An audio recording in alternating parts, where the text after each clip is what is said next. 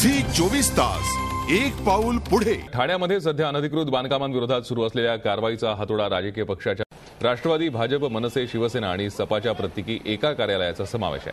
कडक पोलीस बंदोबस्तात ही कारवाई करण्यात आली। शिवसेनेच्या कार्यकर्त्यांनी कारवाईचं समर्थन करत स्वतःहून कार्यालय रिकामं केलं। ठाण्यामध्ये अनधिकृत बांधकामांवरती पालिकेनं हातोडा उचललाय आणि यामध्ये राजकीय पक्षांची अनधिकृत कार्यालये पाडली जात आहेत। मुंबईतल्या 8 राजकीय पक्षांच्या कार्यालयांवरती आज पालिकेनं हातोडा चालवला। शिवसेनेनं या कारवाईचं स्वागत केलंय। शिवसेनेच्या कार्यकर्त्यांनी स्वतःहून कार्यालय रिकामं केलं। ठाणे शहर आणि परिसरातील तब्बल 2,04,38 घरं बेकायदेशीर असल्याची धक्कादायक आकडेवारी समोर आली आहे।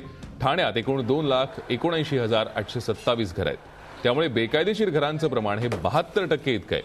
यामुळे केवळ 28% घरं ही अधिकृत असल्याची माहिती पालिकेच्या वेबसाईटवर टाकण्यात आली आहे।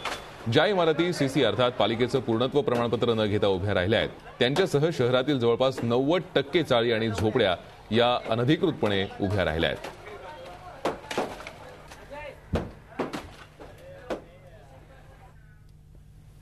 झी 24 तास एक पाऊल पुढे।